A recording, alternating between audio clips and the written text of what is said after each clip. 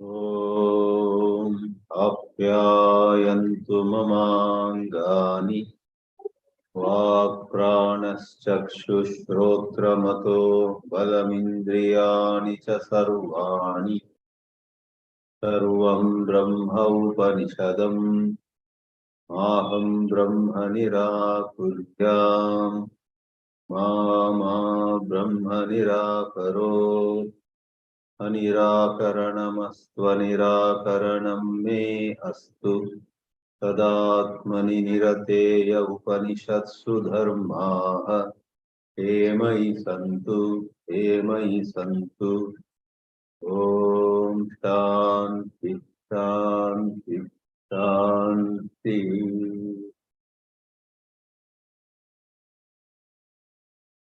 15 factors for Upasana were covered, then 7 factors which are involved in rising to that understanding were covered. Among these 7, the intensely intuitive and very steady grasp of where happiness lies has been pointed out as very crucial. To put it quickly and summarily, if day after day, hour after hour, minute after minute, we know our happiness does not lie in anything finite, that intuitive grasp of where Sukham lies will make us move heaven and earth, will make us leave no stone unturned in sadhana. That's called kriti. If we are in that fashion, very steady in kriti, then the required dedicated pursuit of truth, nishtha, tatparata, will happen. If there is that tatparata, nishtha, then we will have unwavering faith in the Vedanta Shastra, Shraddha. And then we will have Manana.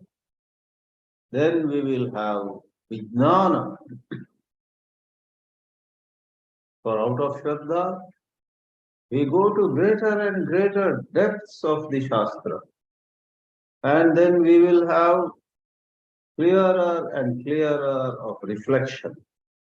That will lead to very clear understanding of the Mahavakyas, and that Vijnana will make us behold Satyam, and the vision of Satyam will make us Ativadi. We shall be such people whose words will have unbelievable power. So the 7 factors which are involved in rising to right understanding. Otherwise, large numbers know what Vedanta talks about. But where are they? They are nowhere near realization. Having said these 7 factors involved in coming upon realization, in the last class itself we saw Sanat-kumāra declaring without mincing words, Yo vai bhūma tat sukham. The masculine noun grammatically, bhūma, means the infinite truth. to behold the infinite truth, to be the infinite truth, alone can give to us sukha. Everything else is a passing show. Everything else is alpam and na alpe sukhamasti. With that, and upon Nārada asking the question, I would like to know bhūma. Bhūmanam vijitnase. Bhūmanam vijnatum ichchami. Like Brihadaranyaka has a mantra which becomes the basis for more than 200 verses of a chapter in Panchadashi. In that, the shloka or the mantra begins, Atmanam ched vijaniya, ayamasmiti purushaha, kimichan kasya kamaya shariram nusanvare. We had done a class on that when we did Brihadaranyaka Upanishad in some 30 or more classes. Atmanam vijaniya. If one were to know one's pure self, here the word is bhūmanam vijitnase. Atma has a sanyuktakshara, tma, T-M-A. Therefore, the seventh case becomes Atmani. Bhūma does not have a sanyuktakshara. Therefore, it doesn't become bhūmani, but bhūmni. The word bhūmni will come. So, bhūma is the pratama vibhakti of bhūman. Bhūmni is the seventh vibhakti of bhūman. In this class, the 41st one in Chāndogya Upanishad or on Chāndogya Upanishad, we will see Sanat-kumāra giving a very wonderful pointer to what bhūma is. It's one thing to praise bhūma. Upon realizing bhūma, you will be supremely happy. But it's quite another to say what bhūma is. So what bhūma is said here. So we take up the first slide where it is about understanding the infinite truth.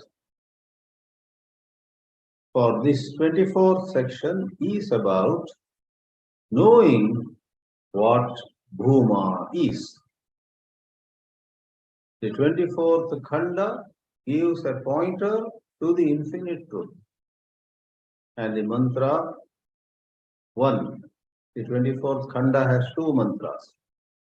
And in this class, we are going to see only the 24th khanda, not 2 sections, only 1 section, which has 2 mantras. And the words culled from the first mantra are Yatra na anyat pashyati sa bhūma. It's a terrific pointer. I'm avoiding the word definition, though in a little liberal language I could have said, here is the definition of bhūma or Brahma. For the infinite cannot be defined. God defined is God defiled, goes the saying. It is more through negation that bhūma is pointed out. Know that to be bhūma where there is no otherness. When somebody asked Sri Ramana Maharshi, will someone upon knowing the pure self, upon getting enlightened, serve others? Maharshi's reply was out of box. When someone is enlightened, there are no others. said Maharshi. You and I, operating in the avidya bhumi, are so sure that there are many of us here. Some are enlightened, some are in the dark, some are halfway, some are noble, some are ignoble, some are pure, some are impure, some are meritorious, others are sinners.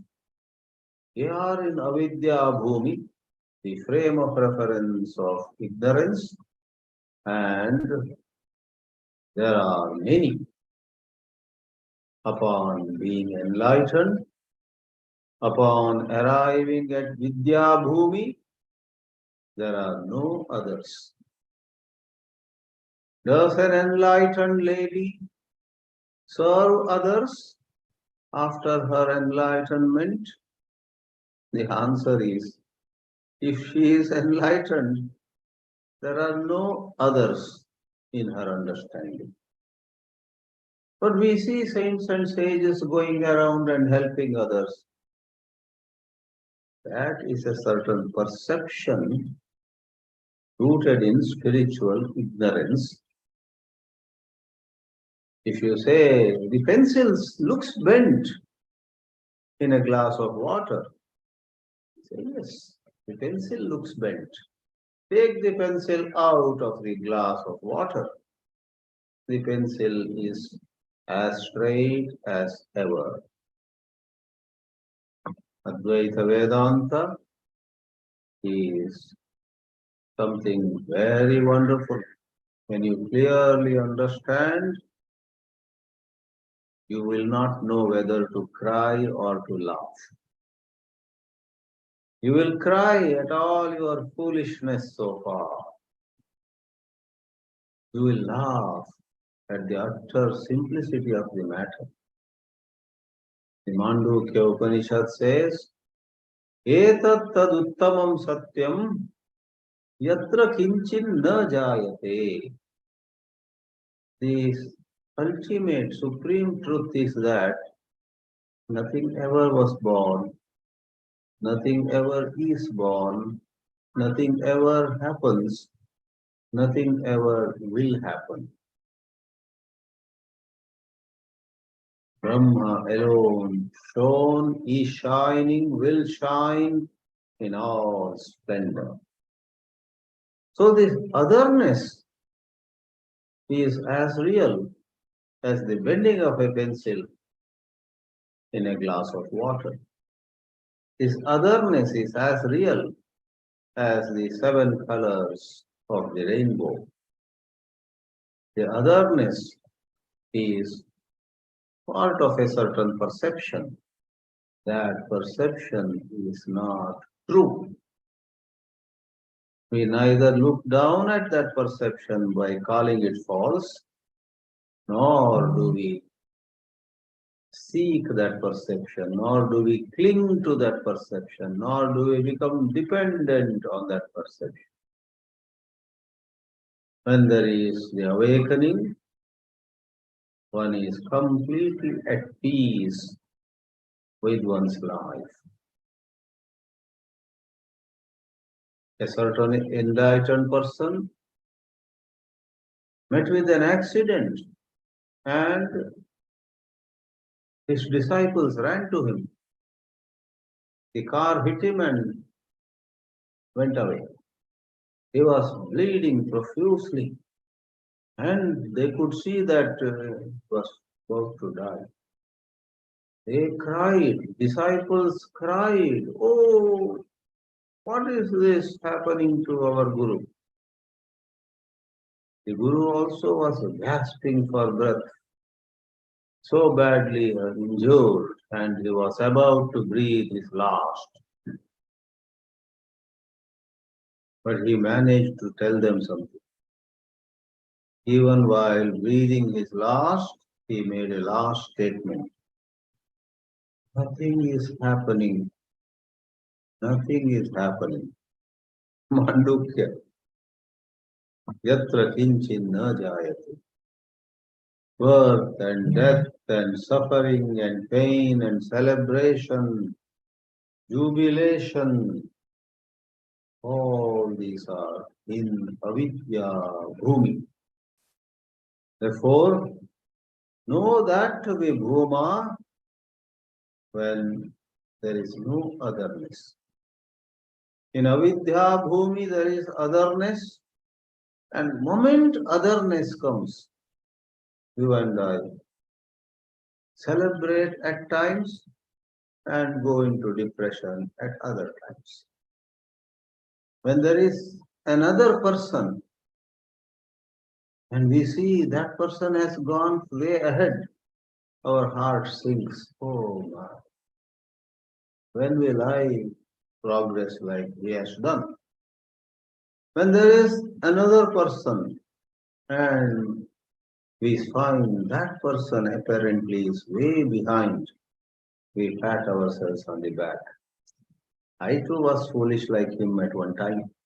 Later on, I pulled up myself. I am nowadays doing so well. Haha.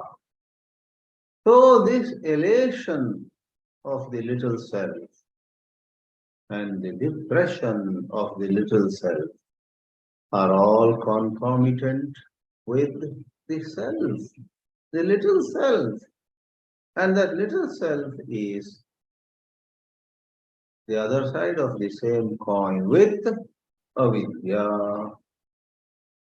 Yatra avidya asti, tatra eva ahankara asti. Ahankarasya drishtau, in the vision of that ego, there are others. Whether the so-called others are people or objects or a place or something at a distance in space or time, whatever. Otherness is valid only in avidya bhumi. In vidya bhumi, there is no otherness. This way, the 24th section of chapter 7 of Chāndogya Upanishad takes us to an acme of Vedanta thinking. We now go to the second slide where we see the full mantra of this 24th khanda. Mantra number 1, of course. Yatra na anyat pashyati, na anyat shrunoti, na anyat vijanati. Shankaracharya in his commentary says, between shrunoti and vijanati, manute is implied. For Shankaracharya keeps in mind shravana, manana, nididhyasana, then vijnana. So in that context, yes, some things like manana are implied, upalakshitam. Where one does not see, where one does not hear anything else, any other, where one does not know any other, there you may add any other activities too. Where one does not smell any other, tat yatra na anyat jigrati, yatra na anyat rasayati, yatra na anyat sprishati.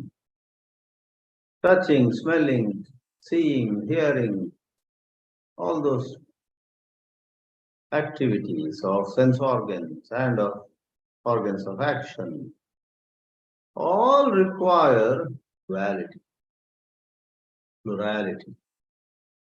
Where plurality is out in your deep understanding. That is bhūma. But I am very well read, somebody says. I am very well read in the Vedanta. I know everything. Shankara Bhashya also I have learned very well. I teach also. A scholar comes forward and says. But I see that the government respects those scholars who know a little English. I don't know English. That is my limitation. I wish I had learned English. Rama Rama. If you really know Vedanta, there is no government, there is no other There is no some other scholar who is appreciated better, where you feel you are less appreciated. It's all muck. It is all a foul smell of vidya. Sanat-kumāra says, therefore, atha yatra anyat pashyati. Even a tiny wave of jealousy or some negative emotion arises in you when you see another and she is doing better than I. Oh, how sad, I lagged behind, I made a mistake. That you go into an analysis. I am a victim of bad company. I am a victim of my own bad habits. It's all, my last 3 lives, they are spoiling, my present life, blah, blah, blah, blah. There is a mind goes endlessly. But the truth is, etat taduttamam satyam yatra kinchin na jayate. You never fell. Where is the question of your having to rise? You never were bound. Where is the question of your having to get freedom? Because this anyat is part of error, erroneous perception. Yatra anyat pashyati, yatra anyat shrunoti, yatra anyat vijanati, yatra anyat manute, yatra anyat jighati, yatra anyat rasayate, yatra anyat sprishati, yatra anyat karoti, yatra anyat gacchati. One goes somewhere, one comes back from somewhere. All these are concepts suspended in the domain called avidya. Sanat-kumāra says, tat alpam. That dualistic perception in which you are caught, is alpa, finite. Yo vai bhūma tad amrutam, atayad alpam tad martyam. Bhūma alone blesses you with immortality, conquest of death. Whereas yad alpam, whatever is finite, even if you say, it may be finite, but do you know, I won this Olympic gold, it's the highest recognition in this world. I got Jnanapith Award, I got Bharata Ratna, I got something like, I broke all Guinness World Records. Alpam, alpam, alpam. If you are anchored in Brahma-jnana, not an iota of feeling bad will happen in you looking at somebody's getting a gold medal or some other Nobel Prize. So, and if you were to get it, not an iota of pride will enter into it. It is all a passing show. Outwardly, you may thank the government, thank the agency that gave you the Nobel Prize. You may go to that city in Norway or Sweden, receive the Nobel Prize and give a wonderful speech thanking everybody. That is all playing the role in this drama. If you are illumined inwardly, you will say, nothing ever happened, nothing ever is happening. I never won anything, I never lost anything. I am what I am. That is immortality. Sabhagavaha kasmin pratishtitaha iti. Nārada asks, this is so marvelous. Tell me where this bhūma is anchored, where this bhūma is established. Because Nārada, all said and done, still has some residue of the general scenario in the world where something wonderful stands upon a certain support. So he asks the question, what is the support for this bhūma?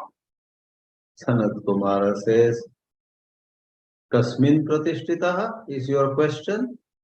Sve mahimni pratishtitaha. This bhūma is established in its own glory. It doesn't require somebody else, something else, someone else to hold it high. Or, in another way of putting it, it's not established anywhere. It doesn't require a support. Or you may misunderstand, oh, there is Bhuma and then there is Bhuma's Mahima. So Bhuma is established in the Mahima of Bhuma.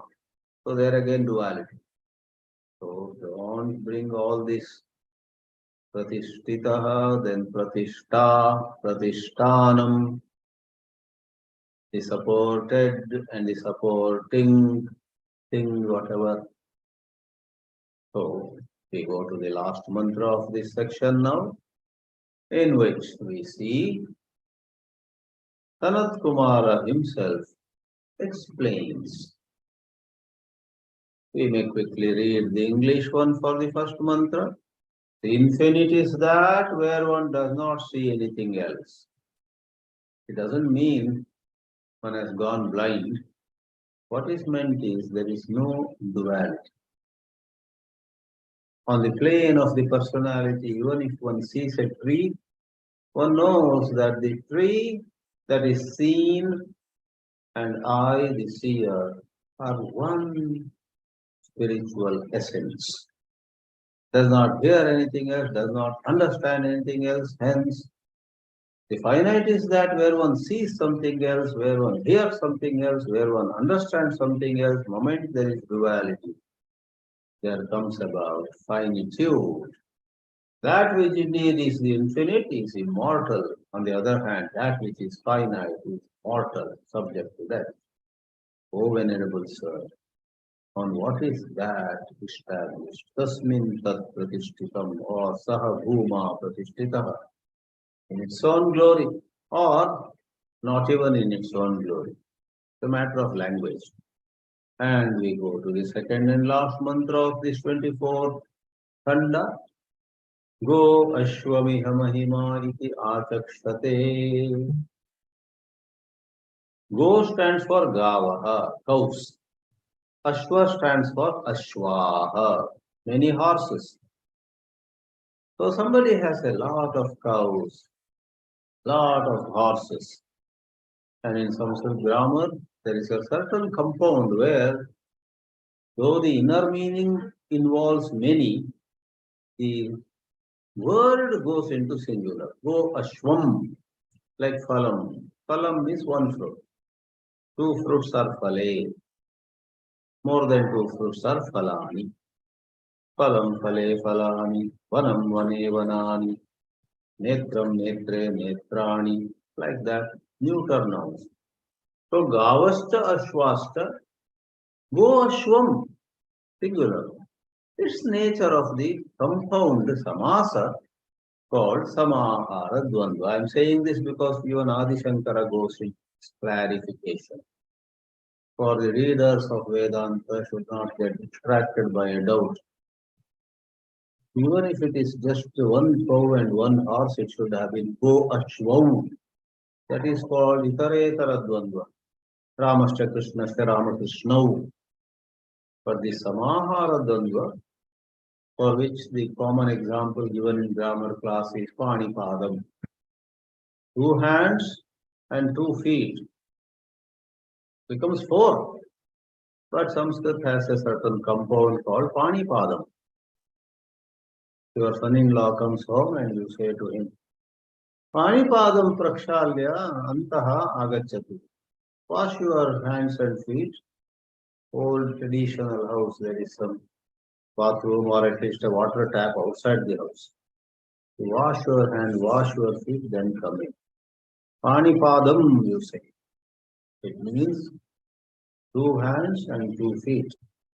Okay, the present context is someone who has a lot of cows and lot of horses and other things is said to be wonderful. And it is said, look at his glory. All these cows, all these horses are his mahima. Likewise in the word hasti hiranyam mahima iti achakshate. Achakshate is plural. Achashte, singular. People say, Asti Hiranyam, many elephants, lot of gold. Dasabharyam, Bhavaha, Dasaha, Bahvyaha, Bharyaha, many servants, many wives or husbands, whatever. Lot of land, Kshetrani, Ayatanani, lot of portions of structures, houses, buildings. All these are called Mahima. And somebody who has all these is shining upon the heap of wealth that she or he has. In Shankara Bhashya, somebody's name is brought in.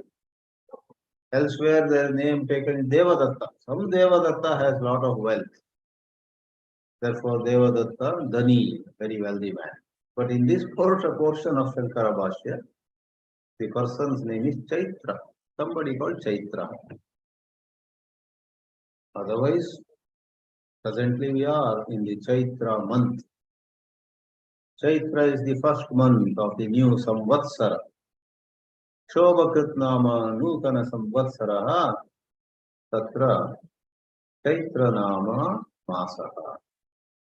Chaitra, Vaishakha, like that, some 12 months. But in Shankara Bhashya, commenting on this mantra, he says, somebody called Chaitra has lot of wealth, and his glory, therefore, is pratishtita in the wealth that he has. If that wealth is taken away, his health is, his glory is gone. But Sanat-kumāra says, people talk like that. Aham evam bravimi. I don't talk like that. I don't care how much wealth, how much trophies and medals and titles and other forms of recognition somebody has in this world. Aham evam na bravimi. Because of bravimi, then there is another bravimi. I say that in all those cases, anyohi anyasmin pratishtita. There is a duality over there. The one who is glorious and what makes him or her glorious are two different things. Anyaha anyasmin. Chaitra is not horses and elephants. Horses and elephants are not this man whose name is Chaitra. They are two different ones. But in this case, Brahma is one without a second. When you know Brahma, there is no question of your feeling. Finally, you see, I am standing upon Brahman or standing in Brahman. You are Brahman. You don't become something other than Brahman. In this way, there is a Vailakshanya here. So, it is a very high plateau mantra. Is yatra nanyat pashyati nanyat sranoti nanyat vijanati and so on. And this is indeed the essence, the cream of Advaita Vedanta. If this is understood very deeply, if one is able to bring one's mind to it, somewhat may, sick or healthy, poor or rich, well-fed or hungry, and in so many other matters. Our mind says, I am making a fool of myself. Some other time, I'm doing so well, everybody is appreciating. Somewhere our mind says, oh my God, I'm so foolish. Whatever I touch turns to ash. Some other time we say, I have the Midas touch. Whatever I touch turns into gold. Sometimes we feel I am a piece of, I am an embodiment of perfection. Some other place we say, we feel I am full of errors. Full of errors. I speak, there are errors. I write, there are errors. I cook, if something goes wrong. Any transaction, something goes wrong. So we take the hand to our head. All this is nothing but forms or expressions of avidya. An illumined sage like Ramana Maharshi says, for example, in Saddarshanam, Sarvairnidanam Jagato Hamascha Vachya Prabhukkastidapara Shakti. All great ones talk about Prabhu, the Supreme God, who is the cause, Nidanam, of this entire creation. That's the first part of that sloka. The second part of that sloka is terrific. Maharshi says, Chitretra lokyancha vilokita cha pata prakashopi abhavat sa ekaha. Sa ekaha. That God, that one God, call him Shiva, call him Vishnu, call him you like, that one God alone is Lokyam, what is seen, Vilokita, the one that sees. The reference is to a certain beautiful painting on a canvas. Somebody is seeing the painting, admiring, wow, what a beautiful. One who sees, one that is seen, the pata, the canvas, and the light, which is making possible this business of seeing. Chitre atra vilokita cha lokyancha pataha prakashopi abhavat sa ekaha. That one God, Brahma, Bhūma, alone. So there is a saint at this moment also in a place called Kurukshetra in Haryana. He said to his disciples on one occasion, talking about his own enlightenment, he said, when I got awakened, वो हिंदी में बोलते हैं, spoke in Hindi, बोध को बोध का बोध होता है. He describes it.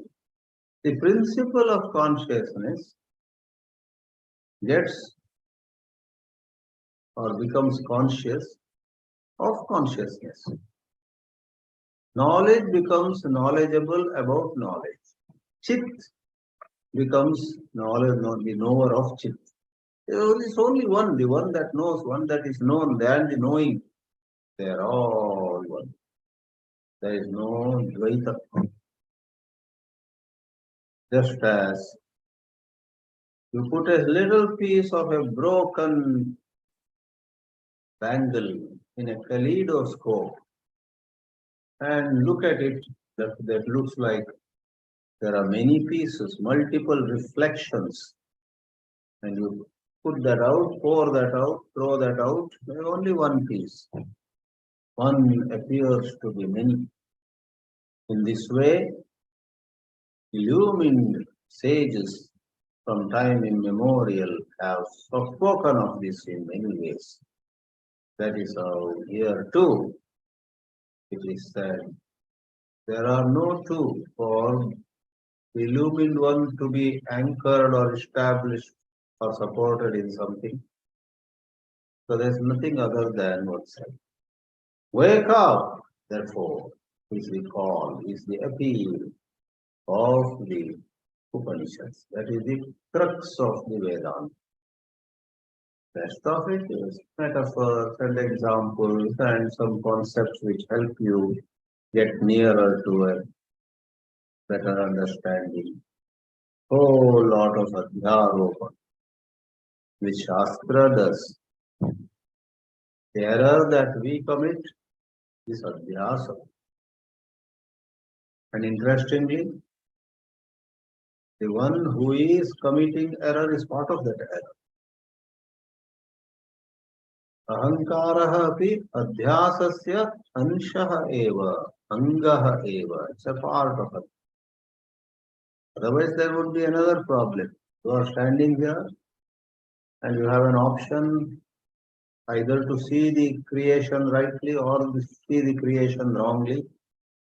And then you, standing apart from creation, commit the error of seeing duality.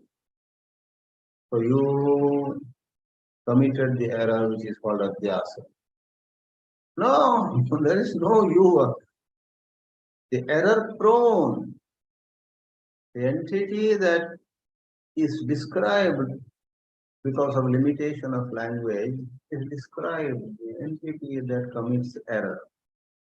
Pravachans, the Guru says to the disciples, you have not been seeing properly, please see properly, which in no way gives a validity to the person who is seeing. Validity as a separate entity. But that is called the Samvāda or Pravachana Prakriya.